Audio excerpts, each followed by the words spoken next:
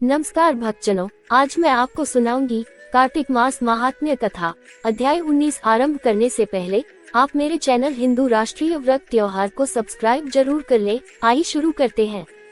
कार्तिक मास महात्म्य कथा अध्याय 19।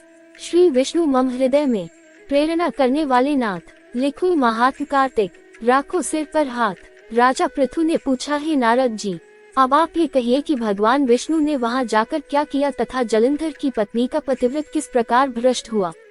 नारद जी बोले, जलंधर के नगर में जाकर विष्णु जी ने उसकी पतिव्रता स्त्री वृंदा का पतिव्रत भंग करने का विचार किया।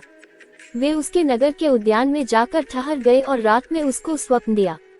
वह भगवान विष्णु की माया और विचित्र कार्यपद्धति थी और उसकी माया द्वारा जब वृंदा ने रात में वह स्वप्न देखा कि उसका पति नग्न होकर सिर पर तेल लगाए महेश पर चढ़ा है, वह काले रंग के फूलों की माला पहने हुए है तथा उसके चारों हिंसक जीव हैं।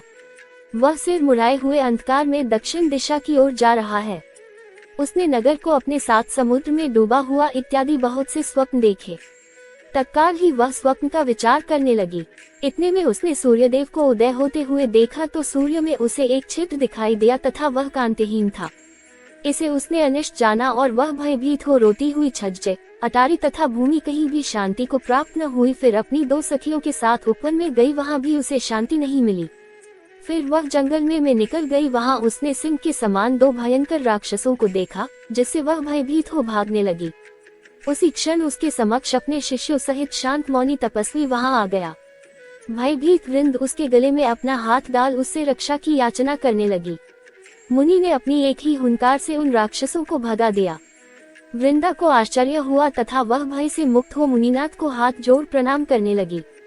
फिर उसने मुनि से अपने पति के संबंध में उसकी कुशल क्षेम का प्रश्न किया। उसी समय दो वानर मुनि के समक्ष आकर हाथ जोड़ खड़े हो गए और ज्यों ही मुनि ने भृकुटी संकेत किया त्यों ही वे उड़कर आकाश मार्ग से चले गए।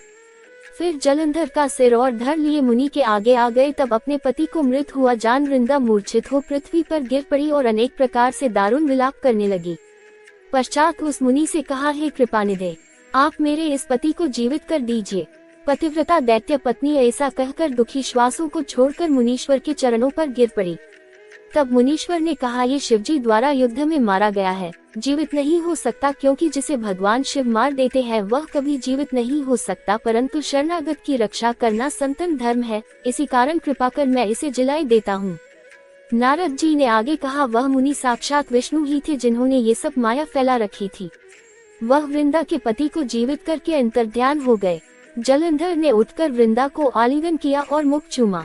वृंदा भी पति को जीवित हुआ देख अत्यंत हर्षित हुई और अब तक हुई बातों को स्वप्न समझा। तत्पश्चात वृंदा सकौम हो बहुत दिनों तक अपने पति के साथ विहार करती रही। एक बार सुरत एवं संभोग काल के अंत में उन्हीं विष्णु को देखकर उन्हें ताड़ित करती हुई बोली, ही पराई स्त्री से गमन करने वाले विष्णु, तुम्हारे शील को धिक्कार है। मैंने जान लिया है कि मायावी तपस्वी तुम ही थे। इस प्रकार कहकर कुपित पतिव्रता वृंदा ने अपने तेज को प्रकट करते हुए भगवान विष्णु को शाप दिया, तुमने माया से दो राक्षस मुझे दिखाए थे, वही दोनों राक्षस किसी समय तुम्हारी स्त्रीला हरण करेंगे। सर्पेश्वर जो तुम्हारा शिष्य बना है, ये भी तुम्हारा साथी रहेगा। जब तुम अपनी स्त्री के विरह में दुखी होकर विचरोगे, उस समय वानर ही तुम्हारी सहायता करेंगे। ऐसा कहती हुई पतिव्रता वृंदा अग्नि में प्रवेश कर गई। ब्रह्मा आदि देवता आकाश से उसका प्रवेश देखते रहे। वृंदा के शरीर का तेज पार्वती जी के शरीर में चला गया। पतिव्रत के प्रभाव से वृंदा ने मुक्ति प्राप्त की। चैनल को सब्सक्राइब अवश्य कर ले। मिलते हैं अगली कथा के साथ, तब तक के लिए धन्यवाद।